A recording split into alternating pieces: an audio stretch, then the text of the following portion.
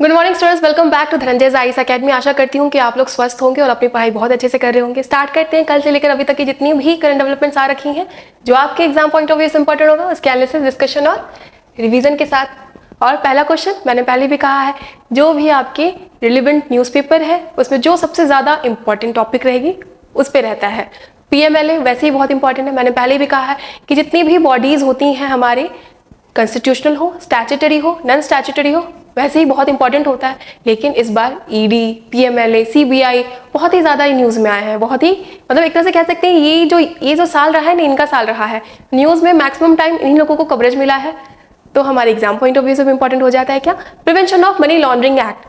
जब केजरीवाल सर गिरफ्तार हुए थे तब भी हमने इसके बारे में पढ़ा था और ईडी के बारे में भी जाना था। फिर से एक बहुत ही बढ़िया इंडियन एक्सप्रेस में आर्टिकल आई हुई थी जहां पे बताया गया था कि पीएमएलए में ऐसी क्या प्रोविजन है जो इसको इतना पावरफुल बनाता है।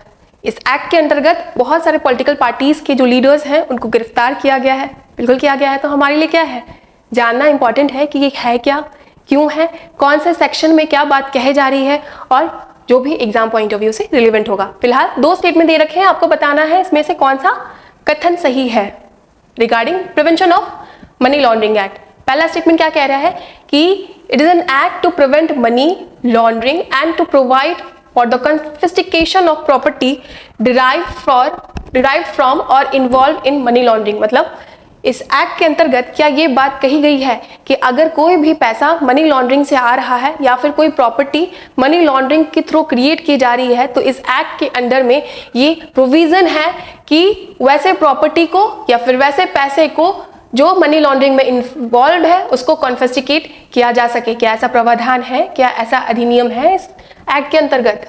बिल्कुल है। अगर कोई मनी लॉन्ड्रिंग में इन्वॉल्व है, मनी लॉन्ड्रिंग मतलब पैसे इलीगल तौर से कमाना, like drug trafficking, smuggling, terrorism, तो इस रूट को यूज करते हुए अगर कोई पैसे कमा रहा है, इलीगल तौर से कोई पैसे कमा रहा है और उस पैसे को इन्वॉल्व कर रहा है किसी प्रॉपर्टी को खरीदने में या फिर वो पैसे है इकोनॉमी में, तो ये जो एक्ट है वैसे पैसे को, वैसे प्रॉपर्टी को कन्फिस्केट करने का प्रावधान रखती है। बिल्कुल सही बात है, इसीलिए तो है, यही तो काम ही है इनका। बिल्कुल सही स्टेटमेंट है। चलो सेकंड स्टेटमेंट क्या कह रहा है, राजस्व विभाग के तहत वित्तीय खुफिया इकाई जांच के लिए जिम्मेदार है। मतलब पीएमएलए की investigation agency financial intelligence unit है। क्या ये बात सही है? बाबू, जब केजरीवाल सर गिरफ्तार हुए थे तो हमने ईडी के बारे में पढ़ा था, याद है? इन्फोर्समेंट डायरेक्टरेट के बारे में पढ़ा था। कब हुई थी? 1956 में हुई थी। 1957 में इनका नामकरण हुआ था और फिर बाद में इनको लादा गया डिपार्टमेंट ऑफ रेवेन्यू जो मिनिस्ट्री ऑफ फाइनेंस के अंडर में आता है। और तब मैंने पढ़ाया था और बताया था कि इनका 2 काम है, मेनली फेमा के प्रोविजंस को और पीएमएलए के प्रोविजन को इन्फोर्स करना। इन्वेस्टिगेशन एजेंसी कोई हुई, कौन हुई? ईडी हुई। अगर यहाँ पे फाइनेंशियल इंटेलिजेंस यूनिट की जगह ईडी लिखा होता तो ये स्टेटमेंट सही होता, बट ये स्टेटमेंट गलत हो गया। आपको आपका आंसर मिल गया? बिल्कुल मिल गया। ईडी होती है इन्वेस्टिगेशन एजेंसी पीएमएलए की। इंपॉर्टेंट होगा, इजी है, याद रखना। क्यों पढ़ रहे हैं? तो बहुत ही बढ़िया सी आर्टिकल आई हुई थी, इस आर्टिकल के बारे में पढ़ेंगे और जानेंगे बहुत इंपॉर्टेंट बातें जो हमारे एग्जाम पॉइंट ऑफ व्यू से इंपॉर्टेंट होगा। ओके, क्या है पीएमएलए? तो ये एक humongous volume of black money generated through international drug trafficking pose a grave threat to economy. तो वैसे जो मनी रहती है ना, उनको कॉन्फिस्केट करना, उनका जो सर्कुलेशन है उसको रोकना काम है किसका? Prevention of money laundering act का। क्यों न्यूज में है? तो भाई साहब बहुत सारे पॉलिटिकल पार्टीज के जो लीडर्स हैं ना, इस एक्ट के अंतर्गत गिरफ्तार पे गिरफ्तार हुए जा रहे हैं। इंपॉर्टेंट होगा। कब आई थी? ईयर 2002 की है पीएमएलए की। क्या करता है? प्रिवेंट करता है मनी, जो भी मनी लॉन्ड्रिंग से क्रिएट हो रही है, कन्फिस्केशन का काम करता है वैसे मनी को, वैसे प्रॉपर्टी को जो मनी लॉन्ड्रिंग के चलते क्रिएट हो रही है। ऑफेंसेस भी है, अगर पकड़े गए तो इम्प्रिजनमेंट भी होगी, रिग्रेस इम्प्रिजनमेंट होगी और फाइन भी दिया जाएगा। और अगर मनी लॉन्ड्रिंग के तहत क्रिएटेड प्रॉपर्टी है तो उसको कन्फिस्केट कर लिया जाएगा। और इस एक्ट के अंतर्गत एजुकेटिंग अथॉरिटी को भी एस्टैब्लिश करने का प्रावधान है। उसके अलावा बहुत सारे फाइनेंशियल इंस्टीट्यूशंस, बैंक को कहा गया है कि अगर आपके यहाँ कोई भी ट्रांजैक्शंस हो रहा है तो उसको आपको लिखना है और अगर कोई भी सस्पिशियस एक्टिविटी हो रही है तो रिपोर्ट करना है। ये सारी बातें इस एक्ट में कही गई है। और इस एक्ट का क्या ऑब्जेक्टिव है? इस एक्ट का ऑब्जेक्टिव है कॉन्फिस्टिकेट करना, डिटेक्ट करना और प्रिवेंट करना ऐसे मनी को जो इकोनॉमी में है वाया मनी लॉन्ड्रिंग। और ये इंटरनेशनल कॉपरेशन भी करता है। कैसे? कोई भी कंट्री नहीं चाहेगी कि ब्लैक मनी का जनरेशन हो उसके इकोनॉमी में, तो ये जो एक्ट है ये काम कर रहा है ब्लैक मनी के जनरेशन की रोकथाम के लिए। तो इंटरनेशनल कॉपरेशन भी क्रिएट कर रहा है, बिल्कुल कर रहा है। उसके अलावा कौन है इन्वेस्टिगेशन एजेंसी? ईडी होगी, जो आती है डिपार्टमेंट ऑफ रेवेन्यू, जो है मिनिस्ट्री ऑफ फाइनेंस की। ईडी इन्वेस्टिगेशन एजेंसी है, पीएमएलए की 2002। ओके। और एक और इंपॉर्टेंट बात है, ईडी जो है वो सीआरपीसी के सिस्टम से बाहर है, उसके परव्यू से बाहर है।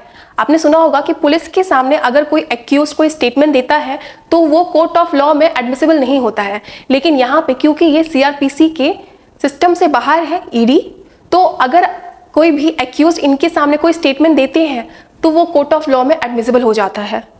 इंपॉर्टेंट होगा, याद रखना, बहुत ही इंपॉर्टेंट है कि अगर कोई भी स्टेटमेंट ईडी को मिलता है ना एक्यूज के द्वारा, तो वो कोर्ट ऑफ लॉ के अंतर्गत एडमिसिबल है।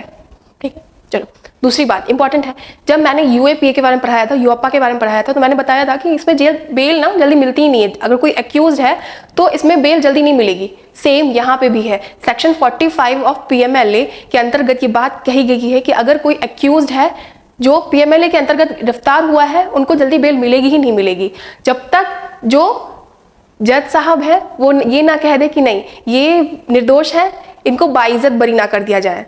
बहुत ही मुश्किल होता है।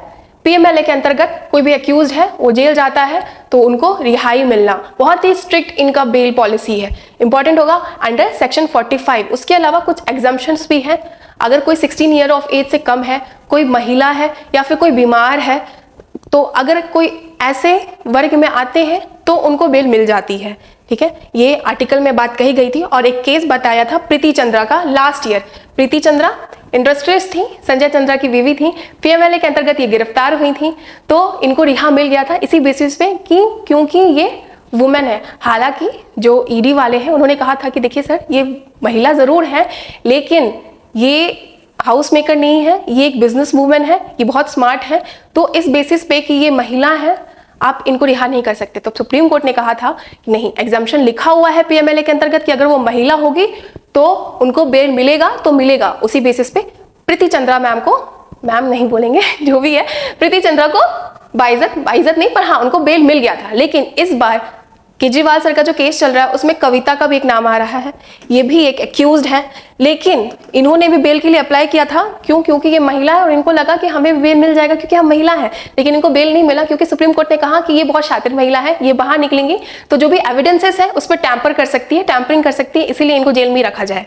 तो इसी बेसिस पे पूरी आर्टिकल आई थी। इंपॉर्टेंट चीजें हमने जाना कि एक्सेप्शंस है पीएमएलए के अंतर्गत कि अगर कोई 16 ईयर ऑफ एज, 18 नहीं 16 ईयर ऑफ एज से कम है, कोई वुमेन है, कोई बीमार है, तो उनको बेल मिल सकता है।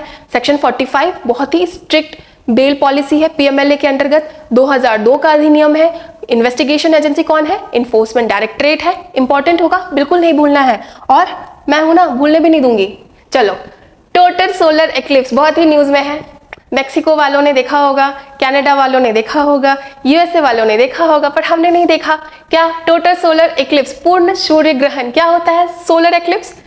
ये सूरज जी है, ये अर्थ है और ये चंदा मामा है। तीनों जब एक लाइन में आ जाते हैं तो हम कहते हैं टोटल सोलर एक्लिप्स। तो मिल गया आपको आंसर, आपका बिल्कुल मिल गया। सन, मून और अर्थ एक सिंगल लाइन में आ जाते हैं तो कहते हैं टोटल सोलर एक्लिप्स। लेकिन ये भी याद रखना कि अर्थ जब सन और मून के बीच में आ जाता है ना, सन, अर्थ, मून, तो इसको हम लूनर एक्लिप्स कहते हैं। क्या कहते हैं? लूनर एक्लिप्स कहते हैं। देखो, ये सब बहुत ही इजी से टर्म है, बट एग्जाम में वैसे ही प्रेशर बहुत ज्यादा रहता है तो आप गलत करके आ जाते हैं। तो प्रेशर नहीं लेना है, बहुत आराम से समझना है। क्या होता है सोलर एक्लिप्स? जब चंदा मामा बीच में आ जा रहे हैं तो सोलर एक्लिप्स हो जा रहा है। क्या हुआ है तो क्यों पढ़ रहे हैं? तो नॉर्थ अमेरिका में टोटल सोलर एक्लिप्स देखा गया है, लोग ने आनंद लिया। क्या होता है टोटल सोलर एक्लिप्स पढ़ेंगे और बताया गया कि ये जो इवेंट हुआ था ना 400 साल में देखा गया था। मतलब ये कि ये है सन, ये है चंदा मामा और ये है अर्थ। तो अर्थ पे इस एग्जैक्ट पोजीशन पे, ऐसा नहीं पूरे अर्थ के बारे में नहीं कहा जा रहा है, सिर्फ इस एग्जैक्ट पोजीशन पे जो टोटल सोलर इक्लिप्स है वो 400 साल बाद देखी गई है।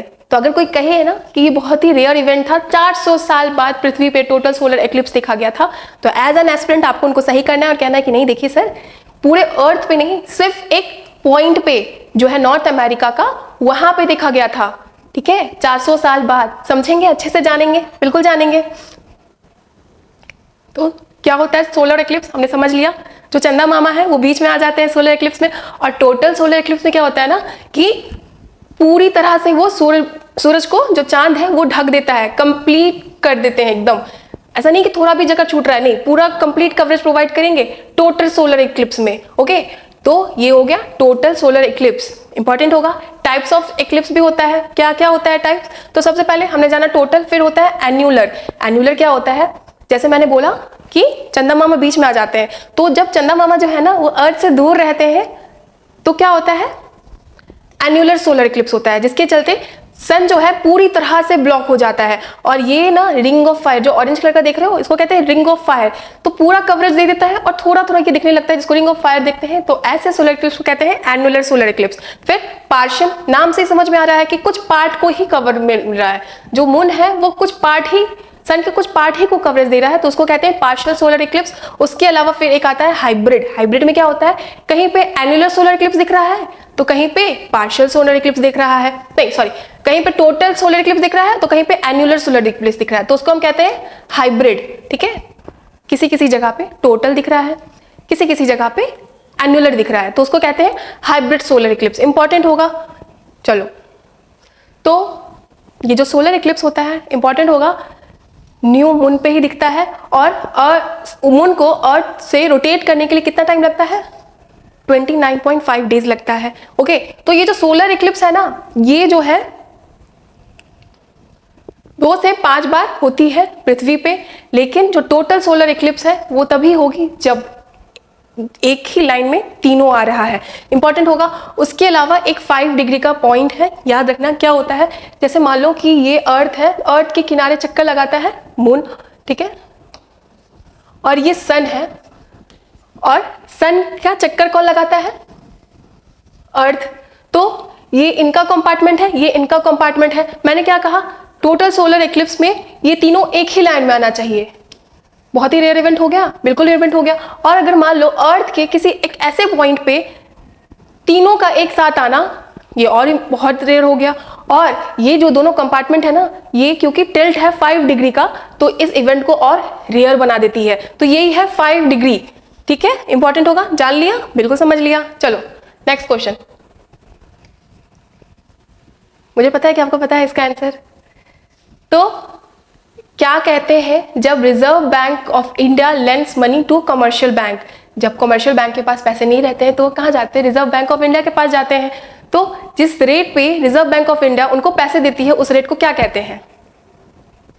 इसको कहते हैं रेपो रेट। मार्केट में हो हल्ला था कि रेपो रेट को वही रखा गया है जो था, बरकरार वही है 6.5 का। क्या था रेपो रेट? तो जिस रेट पे आरबीआई कमर्शियल बैंक को पैसे देती है उसको कहते हैं रेपो रेट। जो मॉनेटरी पॉलिसी है हमने बहुत अच्छे से पढ़ा हुआ है। क्या पढ़ा हुआ था? 6 मेंबर की बॉडी होती है, 3 गवर्नमेंट के द्वारा आती है, 3 आरबीआई की होती है, इंक्लूडिंग गवर्नर ऑफ आरबीआई। पढ़ा है, बिल्कुल पढ़ा है। और हमने पढ़ा है कि जो मॉनेटरी पॉलिसी है वो काम कैसे करती है। तो 2 पॉलिसी है, एक हो गया एक्सपेंशनरी और एक हो गया कंट्रेक्शनरी। एक्सपेंशन मतलब नाम से समझ में आ रहा है, एक्सपेंड कर रहे हैं, पैसा मनी सप्लाई इंक्रीज कर रहे हैं इकोनॉमी में। जब कैसे करेंगे मनी सप्लाई इंक्रीज, तो इंटरेस्ट को वो क्या कर देंगे? लो कर देंगे। समझ में आया? अगर कमर्शियल बैंक पैसे लेने जा रही है आरबीआई से और उनको वो सस्ते दर पे कम इंटरेस्ट पे पैसे दे रही है, तो कमर्शियल बैंक भी थोड़े कम ही दर पे इकोनॉमी में पैसा लेंड करेंगे, जिसके चलते अगर इंटरेस्ट कम होगा, अगर आपको मान लो कुछ खरीदना है और आपको पता चल गया कि इंटरेस्ट अभी कम मिल रहा है, तो आप जाके लोगे कि नहीं लोगे? तो इकोनॉमी में क्या होगा? मनी सप्लाई बढ़ेगा। तो मनी सप्लाई इकोनॉमी में जब बढ़ेगा तो क्या होगा? इंफ्रास्ट्रक्चर का डेवलपमेंट होगा और इकोनॉमी के लिए अच्छा होगा। लेकिन ये जब पैसा ज़्यादा हो जाएगा इकोनॉमी में तो हाई इन्फ्लेशन भी क्रिएट करेगा। लेकिन इकोनॉमिक ग्रोथ के लिए अच्छा होता है क्या?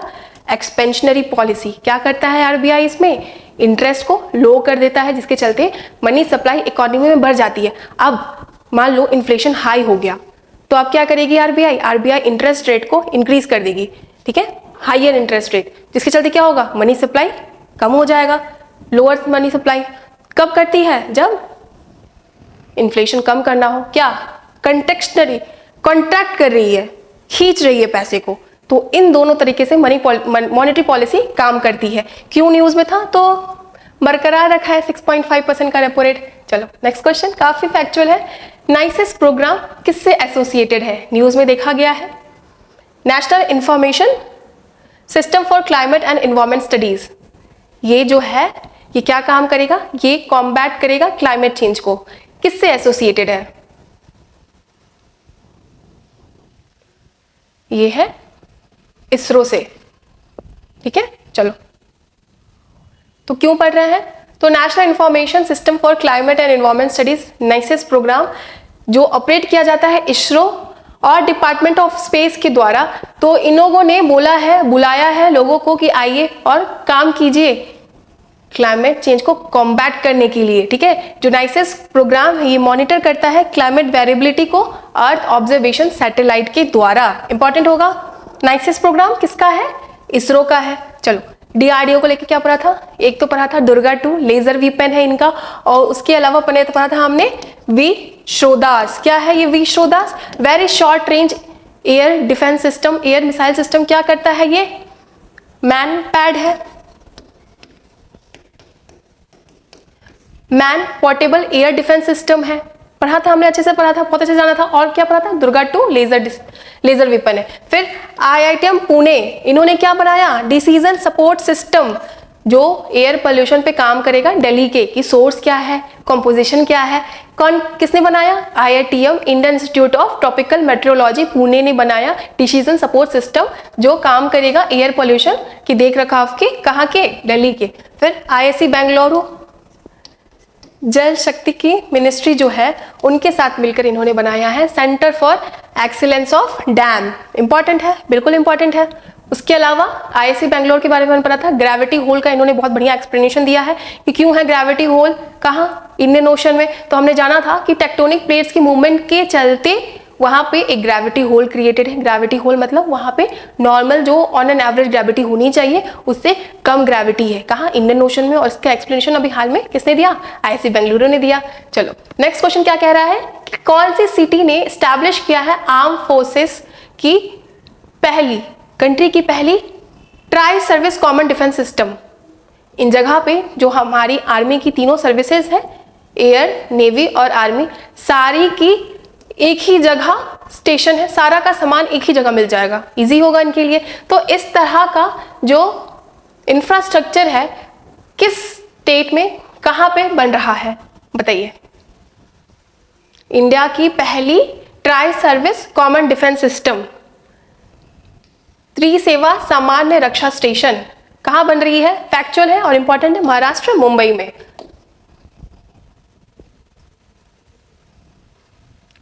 तो क्या काम करेगा? तो जितनी भी फैसिलिटीज है, रिसोर्सेज है तीनों सर्विस की, like logistic, infrastructure, repair and maintenance, supply, सब एक ही जगह मिल जाएगी।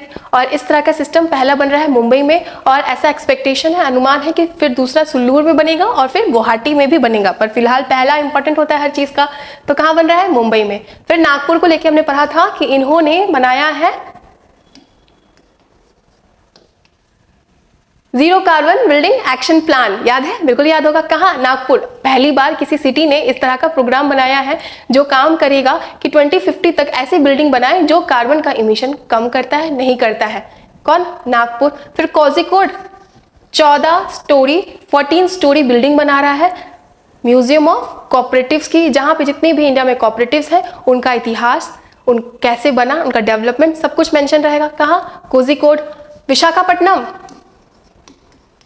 मिलन एक्सरसाइज हो रही है यहाँ पे, ठीक है। और उसके अलावा और क्या हुआ था? टाइगर ट्रम्प भी हुआ था। किसके साथ करते हैं हम टाइगर ट्रम्प? यूएस के साथ करते हैं, ठीक है। चलो फिर दूसरा क्वेश्चन है, इसमें कहा जा रहा है, पूछ रहे हैं आपसे कि किस कंट्री ने हाल ही में ऐसा एक इन्वायरमेंट लॉ पास किया है जो यूरोपियन स्टैंडर्ड है ना उसको अडॉप्ट करता है? निम्नलिखित में से किसने हाल ही में उद्योगों के लिए यूरोपीय मानकों को अपनाते हुए एक नया पर्यावरण कानून पारित किया है? बताइए। यूरोपियन स्टैंडर्ड की जो रूल्स है, लॉज है इंडस्ट्री को लेके, उसी को अपनाते हुए इस कंट्री ने भी सेम वैसा ही लॉ अपने इन्वायरमेंट के लिए, अपने इकोनॉमी के लिए, अपने कंट्री के लिए पास किया है। ये किया है इजराइल ने। ओके, तो अडॉप्ट कर रहा है यूरोपियन स्टैंडर्ड फॉर, जो उनका रूल है उन्हीं को अडॉप्ट कर रहा है ताकि रिड्यूस करेगा पोल्यूशन और उसके एसोसिएटेड रिस्क को। इजराइल बहुत न्यूज में है, क्यों? क्योंकि इजराइल हमास कॉन्फ्लिक्ट है। और मैप भी इंपॉर्टेंट होगा, जानिए कि कौन कौन सी कंट्री जो है इजराइल को सराउंड करती है। इजिप्ट है, जॉर्डन है ना, उसके अलावा फिर लेबनान है, सीरिया है, और अच्छे से हमने पढ़ा था राफा बॉर्डर के बारे में भी, जहाँ पे जो गाजा के लोग हैं वो पनाह ले रहे हैं, बट इजराइल वहां पे भी अटैक कर रहा है। तो एग्जाम में राफा की लोकेशन को लेके पूछा जा सकता है, तो कहाँ है? इजिप्ट। चलो, यूएस क्या किया इन्होंने? बैन एस्बेस्टस, याद है? बिल्कुल याद है, एस्बेस्टस, क्योंकि कैंसर कॉज कर रहा था और ऐसा पाया गया था कि यूएस में मैक्सिमम डेथ कैंसर से एस्बेस्टस की यूज के चलते हो रही थी, इसलिए बैन ही कर दिया। किसको? एस्बेस्टस को बैन कर दिया। उसके अलावा रोमानिया, इन्होंने वर्ल्ड का सबसे डेथली लेजर वेपन बनाया है। किसने?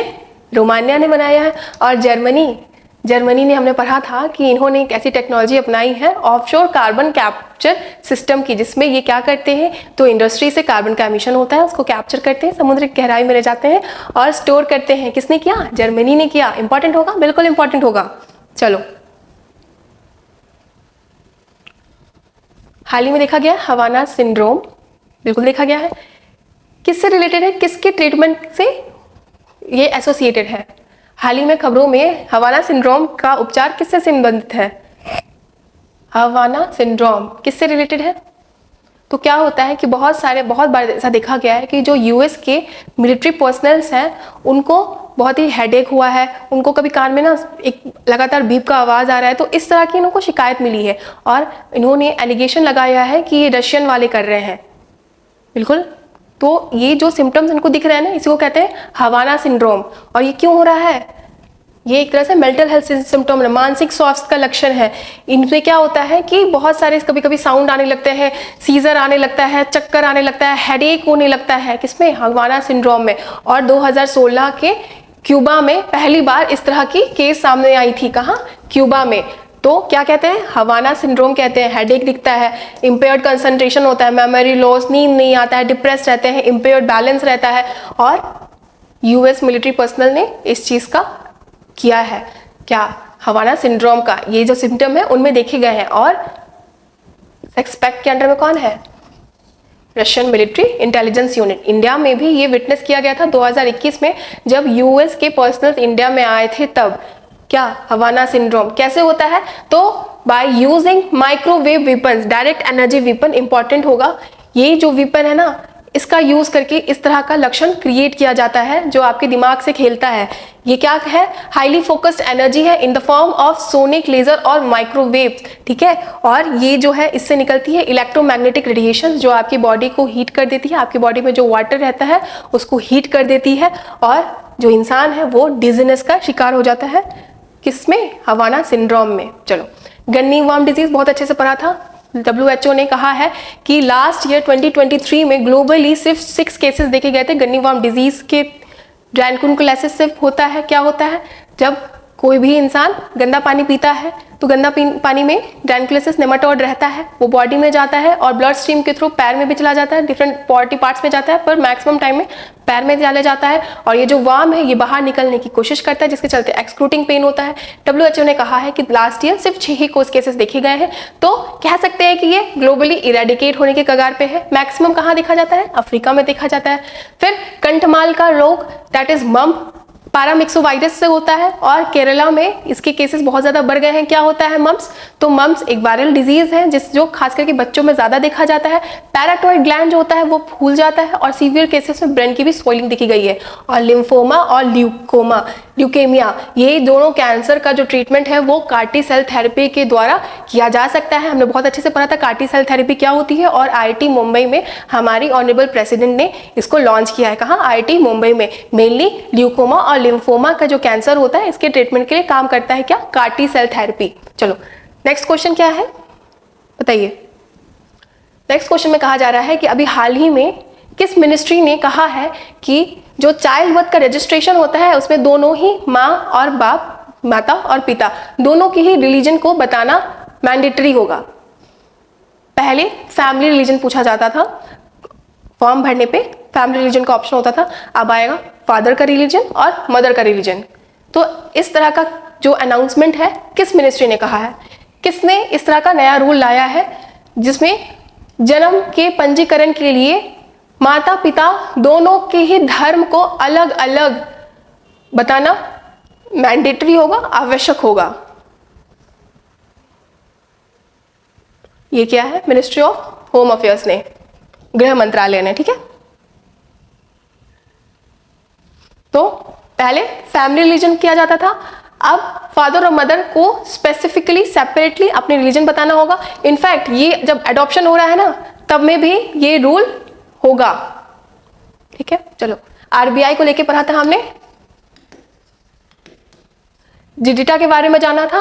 ये आरबीआई निर्मित कर रहा है, क्या करेगा, जो भी मनी लेंडिंग एप्स है जिससे लोग मनी लेंड करते हैं, ये आरबीआई के परव्यू से बाहर है, जिसके चलते जो मनी फ्रॉड के केसेस बढ़ रहे हैं उसको देखने के लिए ये डिजिटा नाम का ऐप स्टार्ट किया है। किसने, आरबीआई ने। ये जो प्लेटफॉर्म है यहाँ पे जो भी मनी लेंडिंग एप्स है उनको यहाँ पे आके रजिस्टर करना पड़ेगा।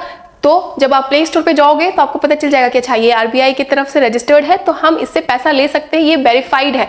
किसकी है, आरबीआई की है। और हमने कल पढ़ा था कंज्यूमर कॉन्फिडेंस इंडेक्स के बारे में, जो बताता है कि किसी इकोनॉमी के जो सिटीजन्स है कितना ज्यादा ऑप्टिमिस्टिक है अपने इकोनॉमी को लेके, कि कितनी सेविंग हम कर सकते हैं, इन्फ्लेशन कैसा है, एम्प्लॉयमेंट अपॉर्चुनिटी कितनी है। कंज्यूमर कॉन्फिडेंस इंडेक्स अभी हाल ही में रिलीज हुआ है, किसने किया है, आरबीआई ने किया है, और बताया है कि जो इंडिया के लोग हैं ना वो काफी ऑप्टिमिस्टिक है। किसकी, आरबीआई की। Ministry of earth science, Samudrayaan, Matsya 6000 जो समुद्र की गहराई के अंदर में जाएगा और एक्सप्लोरेशन करेगा। Nodal ministry, ministry of earth science, important होगा, बिल्कुल याद रखना। उसके अलावा फिर इन्होंने ब्लू इकोनॉमी को लेके बैठक की थी और जो नॉलेज पार्टनर बना था वर्ल्ड बैंक। उसके अलावा मिनिस्ट्री ऑफ सोशल जस्टिस,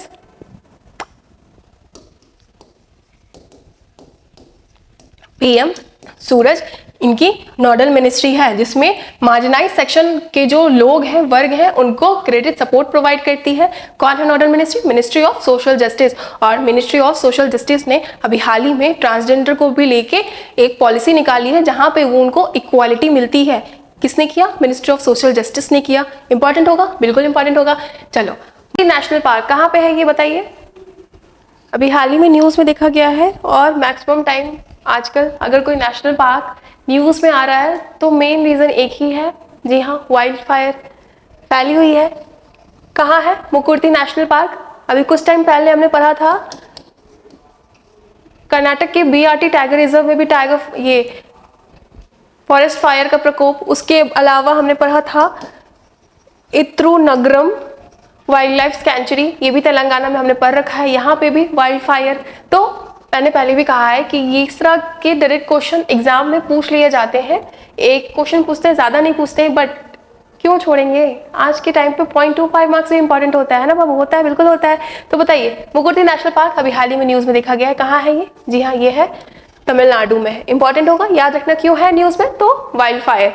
फिर दिल्ली को लेके हमने पढ़ा था असोलाबाटी वाइल्ड लाइफ सेंचुरी, क्यों हमने पढ़ा था, तो यहाँ पे हो रहा है, बन रहा है टिश्यू कल्चर लैब। कहाँ, असोलाबाटी वाइल्ड लाइफ सेंचुरी दिल्ली में। चलो ठीक है। उसके अलावा आंध्र प्रदेश को लेके हमने पढ़ा था अट्टापक्का बर्ड सैंचुरी। कहाँ, आंध्र प्रदेश में। क्यों न्यूज में था, तो बहुत सुंदर सुंदर बर्ड्स यहाँ पे देखने को मिल रहे थे, जिसके चलते जो इन्वायरमेंट लवर हैं, जो बर्ड वाचर हैं, वो जा रहे थे, विजिट कर रहे थे। कहाँ, आंध्र प्रदेश, कोलेरू लेक के पास में है। इंपॉर्टेंट होगा अट्टापक्का बर्ड सैंचुरी। और कर्नाटक को लेकर हमने पढ़ लिया। उसके अलावा हमने जाना था बनेरघाटा नेशनल पार्क। कहाँ, बेंगलुरु कर्नाटक में। क्यों न्यूज में था, तो यहाँ पे हाईवे बन रहा था और इसके लिए प्रोटेस्ट हो रहा था। क्यों, क्योंकि हाईवे बन रहा था। तो प्रोटेस्ट क्यों हो रहा था, क्योंकि एक रिजर्व प्लेस से आप हाईवे निकाल रहे हो, जो वहां की वाइल्ड लाइफ है उस पर इंपैक्ट पड़ेगा, ह्यूमन वाइल्ड लाइफ कॉन्फ्लिक्ट बढ़ेगा, इसीलिए ये न्यूज में था। क्या, बनेरघाटा नेशनल पार्क। चलो नेक्स्ट क्वेश्चन, सेना स्पेक्टेबुलस, ये भी हाल ही में न्यूज में देखा गया है। ये क्या है, यूपीएससी वगैरह में इस तरह से क्वेश्चन पूछे जाते हैं, मार के फेंकते हैं एक वर्ड और बोलते हैं कि बताइए क्या है। तो सीना स्पेक्टेबिलिस, ये हाल ही में न्यूज में देखा गया है। क्या है ये एक आक्रामक पौधा है, इन्वेसिव प्लांट है। तो ये जो सीना स्पेक्टेबिलिस है मधुमलाई टाइगर रिजर्व में देखा गया है और ये इन्वेसिव है, आक्रामक है। इसको इंट्रोड्यूस किया गया था as a ornamental tree private estates में। ये जो है नेटिव है साउथ और सेंट्रल अमेरिका की, वहां से उठा के इनको यहाँ लाया गया क्योंकि देखने में सुंदर लगती थी और इनकी मेडिसिनल प्रॉपर्टी भी थी। रिंग वर्म होता है ना, हाँ, तो उनके इलाज में ये कारगर था। क्या? सीना स्पेक्टेबिलिस। उसके अलावा जो भी फूडबोर्न पैथोजेंस थे उनको भी मार भगाता था कौन? सीना स्पेक्टेबिलिस। बट क्योंकि इन्वेसिव हो चुका है, आक्रामक हो चुका है, तो जो लोकल प्लांट्स हैं उसको थ्रेटन कर रहा है, इसलिए मद्रास हाई कोर्ट ने कहा है कि हटाइए ना इसको, लोकल प्लांट को थ्रेटन कर रहा है कौन? सीना स्पेक्टेबिलिस, जो एक इन्वेसिव प्लांट है और न्यूज में है। चलो, इसी तरह से हमने पढ़ा था इन्वेसिव नीमाटोड के बारे में। क्या नाम था? स्टेरिनीमा एडम्सी। ये एक नई नेमाटोड की प्रजाति पाई गई है जिसका नाम है स्टेरिनीमा एडम्सी। क्यों न्यूज में था? तो नहीं है। और इसके अलावा पेस्ट कंट्रोल में बहुत कारगर है। ये जो कीड़े मकोड़े हैं जो प्लांट को खा जाते हैं उनके अंदर जाता है, बैक्टीरिया रिलीज करता है, जिसके चलते बिना पेस्टिसाइड्स के पेस्ट मर जाते हैं। तो स्टेरिनीमा एडम्सी इज एन इन्वेसिव नीमाटोड। फिर समुद्री आइसोपॉड ब्रस्टैशिया इसरो एक नया पाया गया जिसको इसरो के नाम पे रखा गया उनके ऑनर में। और प्लांट डिजीज हरियाणा की यूनिवर्सिटी ने डिटेक्ट किया और पाया विचर्स ब्रूम के बारे में, जो एक प्लांट डिजीज है जो मेनली मटर के पौधों पे अटैक करती है, बैक्टीरियल डिजीज है। नाम क्या था? विचर्स ब्रूम, जिसको चिरैल की झाड़ू भी हमने बोला था, कह रहे थे। कहाँ? प्लांट डिजीज है। किसको इफेक्ट कर रही थी? पी प्लांट को। कहाँ की यूनिवर्सिटी ने पता किया? हरियाणा की, जो एक बैक्टीरियल डिजीज है। इंपॉर्टेंट होगा, याद रखना। तो ये था आज का सेशन, होप आपको समझ में आया होगा। अगर आपकी कोई भी क्वेरी है तो do let me know in the comment section. PDF आपको डिस्क्रिप्शन बॉक्स में मिल जाएगा। ठीक है, तब तक के लिए पढ़ते रहिए और ख्याल रखिए।